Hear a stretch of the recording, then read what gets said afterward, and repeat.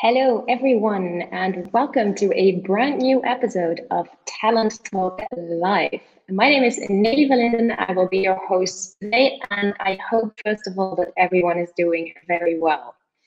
Do not hesitate, as always, to say hi to us in the comments and let us know where you're watching from, because we really appreciate it when you do. With me today is Amayas Sadek, as you can see, who is Product Marketing Manager at TalentSoft. Hello, Amayas. Hi, Nelly. How are you? I'm fine, and you? I'm very fine. I'm very well too. Thank you. Looking forward to this one. I'm looking forward to.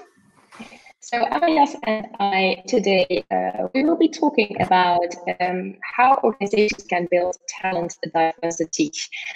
We will, of course, discuss a few examples, and we'll also look at the link between talent diversity and how it can help you become more resilient as an organization. We will be doing so for about 15 to 20 minutes, and after that, we will have time to answer as many of your questions as possible. So if you do have any question or thought or feedback, do not hesitate, all of that with us in the comments, and we'll get to them by the end of the episode. Okay, so that's it for me. I think I ask we go back to you now, because perhaps you can share a few words about yourself. Sorry. Can you please say it again? I think we have some sound issues. I didn't hear the question very well. Can you say it again, please? Of course. I said perhaps you can share a few words about yourself first. All right. So hi everyone. My name is Amayas Sadek, as Nelly said it. I'm a product marketing manager at TalentSoft. So I'm working at TalentSoft since now 2 years, let's say. It was my first job after my internship. So my first job was at TalentSoft. I grew up in Algeria and I came to France 4 years ago. So my first opportunity was TalentSoft. And yeah, I'm here with you today to share about an exciting topic that means a lot to me. Yes.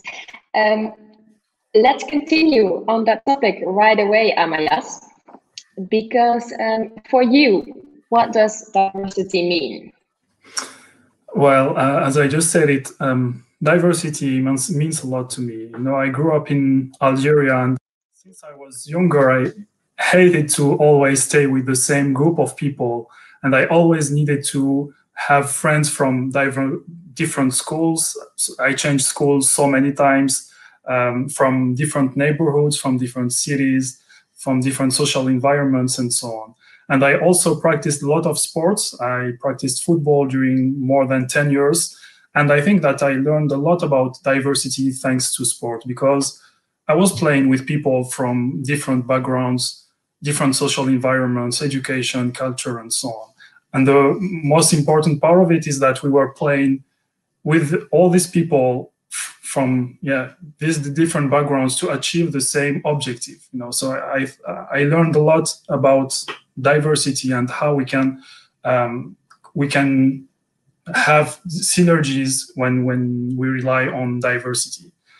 So, and this is one of the reasons why also I decided to travel and live today in France, a country where diversity thrives. So for me, diversity is not only a trendy word that, you know, implies to have diverse profiles and because it's fashionable. No, for me, everyone must see diversity as an opportunity, and it helps us open, you know, it helps us have different point of views. It helps us also open our minds and have different perspectives that strengthen our knowledge and capacity to face situations and life. Thank you. And Amayas, as we said, the topic diversity is very important to you, and you recently hosted our live webcast about diversity. So you know quite a bit by now about the topic. Could you share with us a few ways how companies can build diversity within their organization? Well, it's a good question. I think the first thing, as I said, it is to be convinced that diversity is a strength. I think it is the most important thing to have in mind. Otherwise, it won't work.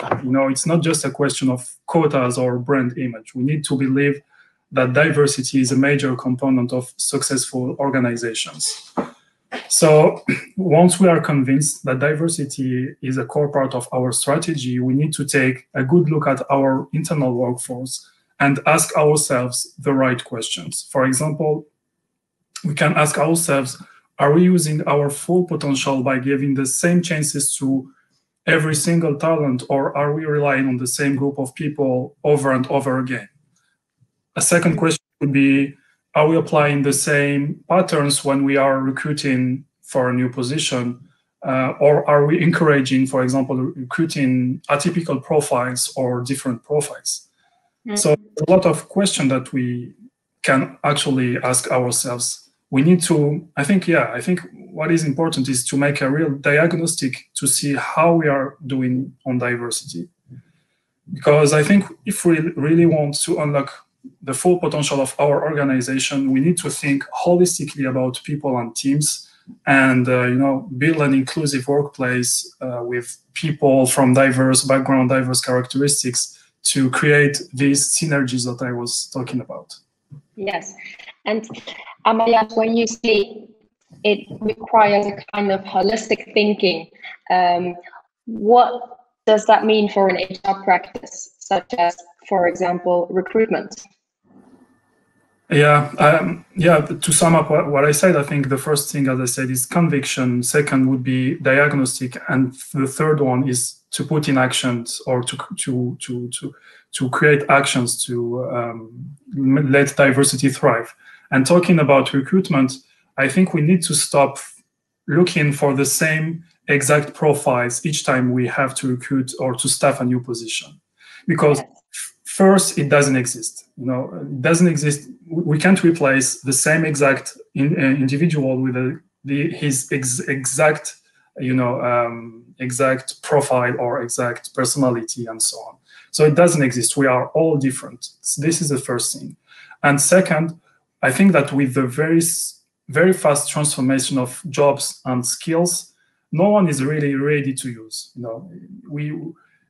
We have some jobs appearing that didn't exist a few years ago. We have some skills that we need in the future that doesn't exist. So no one is really ready to use. So we need to stop hiring as we do shopping, just to having a checklist and to check every criteria that the candidate we are looking for, and the one who has the most criteria is the best one. I don't think it's a viable solution for organizations. So I think we need to focus more on soft skills, aspirations, and most of all, to find out in what or each candidate can bring different or new to our team. So, yes. And by the way, talking about the topic, I take the opportunity, to encourage people to watch the product talk that I had the pleasure to host a few days ago. And so I was pleased to interview some of our customers. So I interviewed Orange, Choreo, and OPCW, who shared with us some exciting and very insightful experiences on diversity and the current crisis. Yes, thank you, Amalia. And I very much like the comparison between stop hiring as if we are crossing off things on our shopping list. I very much like that comparison. And I think, by the way, that something else to look for that is very important is people's willingness to learn new things. Because as you said, rightly so, a lot of jobs, they don't exist yet. It's very difficult to find people who already have all the right skills and competencies right now for a job that we will be hiring for. So I think that what you said is absolutely right. And I think it's a very important point to keep in mind. Yeah. From that, if we go to, let's have a look, as you said, the product talk that you mentioned. Let's have a look at how TalentTalk can support organizations in putting talent diversity more at the core of their activities. What can you tell us about that? Well, there's no magical answer to this. There's no magical tool that you can deploy or to implement diversity in a company. So I'm going back to what I was saying. So conviction is key. It's not just a question of quotas, or there is no magical tool that can help you address diversity. So I think our promise at TalentSoft is not to make some magic, but to help customers by providing the right tools and framework to allow them address and favor diversity. So if I come back to what we've seen during the product talk, as you mentioned it, we gave 3 examples of how we can help on that. So the first example that we gave is that we can help organizations unlock their full potential and let diversity thrive, thanks to the TalentSoft mobile app and internal talent marketplace, combined also to the recruiting match feature based on AI capabilities that helps organizations actually break down silos and open opportunities to every single talent, because I think it's key to open the opportunities for all the candidates or all the employees in the company and not relying on the same group of people. So this is one of the topics that we've seen and one of the answers that we can give at TalentSoft to help on this topic. And the second was also that second example we talked about during the product talk is the TalentSoft Hub, which is our core HR product. The core HR helps companies to adapt to unexpected changes, as we've seen it with the COVID situation, COVID pandemic, and also to manage any alternative workforce. Because when we talk about diversity, we are talking about diversity talking about culture, background, and characteristics, but there is also the diversity of profiles that we are hiring, because we can hire full-time people, we can hire people that are working just part-time. We've talked also about this new concept, talent sharing. So all these profiles, we need to have a tool that allows to hire all these profiles.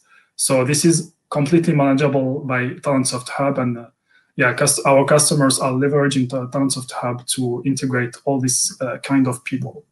Mm-hmm.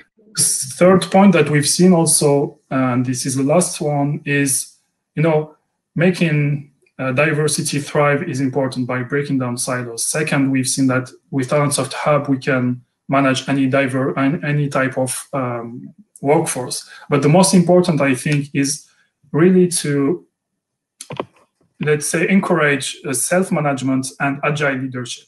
Because we need to. You can create let's say a diverse workforce, but if you don't give them the right, let's say, leadership, or if you don't let them self-manage themselves, or you don't give them the right confidence, they won't unlock their full potential. And this is why we put in place the new check-in feature in continuous conversation, as well as the interactive knowledge base and TalentSoft content that are great levers to fluidify communications and make sure every single talent or every single voice is heard in the company. Yeah, thank you, Amayas. I'm going to turn to the audience for 1 second. First of all, I hear you. Apparently, my internet connection is not great. I apologize for that. Let's say it's also a bit the charm of the live. But I apologize for the quality, because apparently Amayas's image is perfect and mine is not. So sorry for that. Second of all, I have one more question myself for Amayas, and then we can go to your questions. So if there's anything that Amayas and I were talking about that you want to say something about or have a question about, don't hesitate to share it in the comments. All right, so that was that from my end on a more practical note. And then Amayas, we get to what I mentioned in the intro, the link between diversity and resilience. So what can you tell us about how talent diversity can lead to increased resilience? Well, I think it also makes the link with what we've seen also during the product talk, is that when we face disruptions or unexpected situations, we can't rely on solutions that we applied in the past, nor on processes. And relying on the same group of people, as I said, over and over again, isn't efficient to find new solutions to face these disruptions.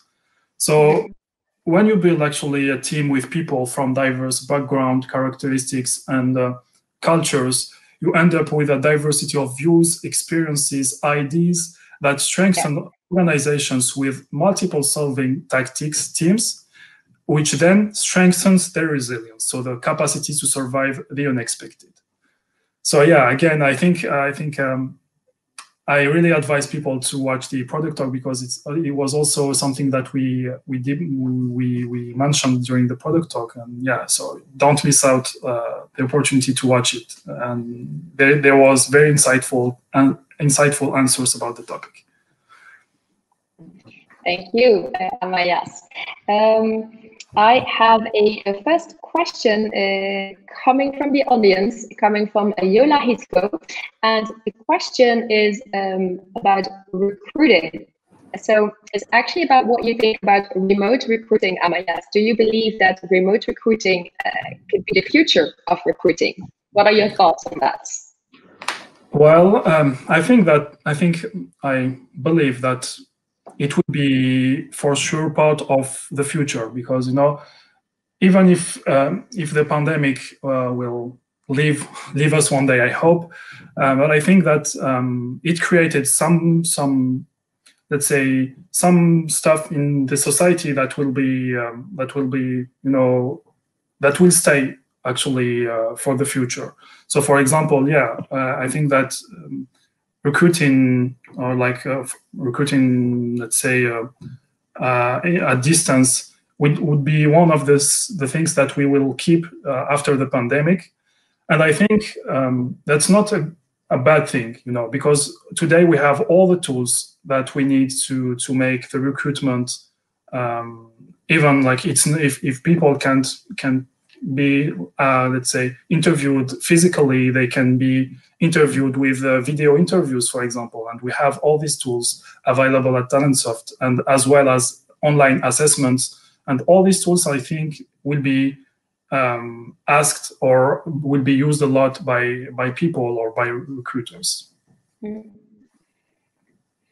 Yes, and I think when it comes to recruiting and remote recruiting, I think we'll probably end up with some kind of hybrid way of recruiting, as I think we will do a lot of things in a hybrid way. So probably a lot of organizations will have this hybrid way of organizing how people come to the office and work from home. And I think that will happen with onboarding, because we discovered now that there are a lot of things that we can do remotely, but perhaps there are other things that we would still like to continue doing physically. So I think for remote recruiting, it's the same thing.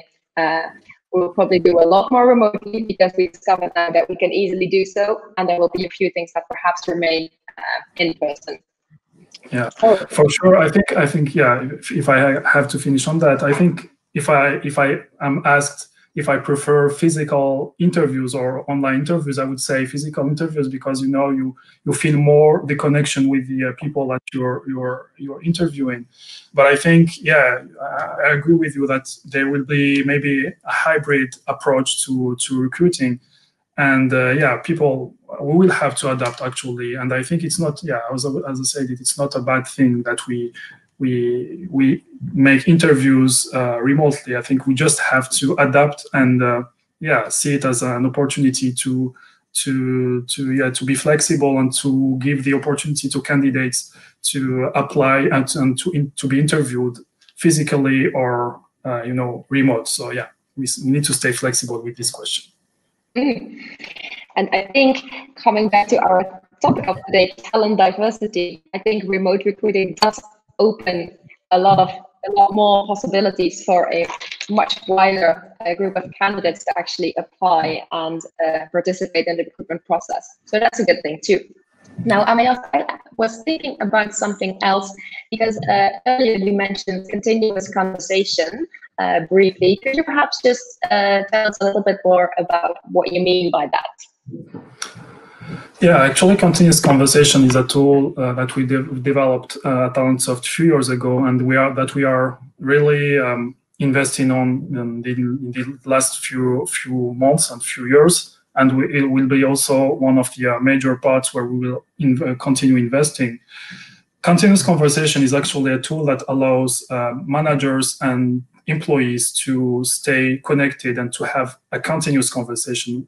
And that's why we called it continuous conversation, because usually managers and their employees or their team members, they don't connect at a regular basis. They usually have an interview at the end of the year and one in the middle of the year, and they don't have the opportunity to continuously follow up on their objectives and key results. So this is why we've developed this tool, continuous conversation, that encourages managers and their employees to connect together at a regular basis, for example, once a week, and they will have the possibility to follow up their goals, their objectives, their key results, and adjust them, and have an open conversation, not only on objectives and key results, because with the new check-in feature that we've developed recently, they can also discuss about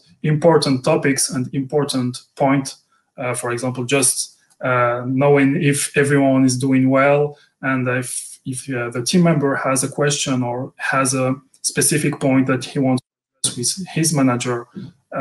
Everything can be done within continuous conversation check-in, and they will have the history.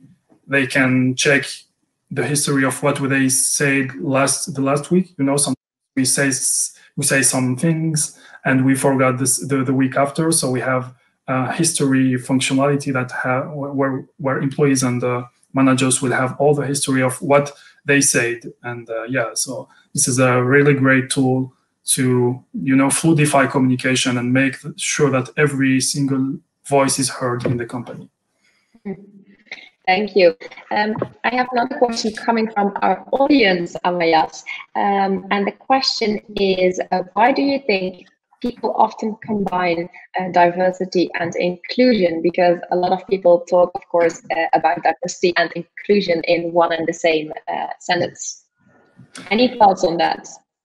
Yeah, I think that diversity and inclusion is, let's say, a topic that everyone is talking about, and I agree that it works together. I think diversity and inclusion works together, but it's different. Diversity, as I said, we've talked about it a lot. So it's the fact or the action of including people from diverse background, diverse cultures and characteristics. So both of the terms are, for me, they are linked. It's not something different, because you can't make diversity without inclusion. So if you want to have a diverse workforce or a diverse strategy, you have to be inclusive, to be open to hire any type of profiles, atypical profiles, different profiles from different cultures, different countries, and today, as we were saying, we have to stay flexible also to recruit people from different contracts, and to face disruptions and unexpected situations. We need to be agile and open to hire any type, to be inclusive in our hiring strategy and our talent management strategy. Yes, thank you.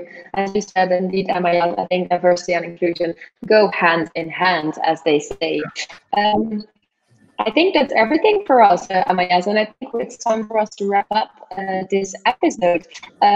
So perhaps on a final note, we mentioned, of course, the recent webcast that we did on diversity and how that is the path to increased resilience. So we would really encourage you to go and watch that webcast. Amayas, perhaps you can share a few of the videos that people can find on the platform.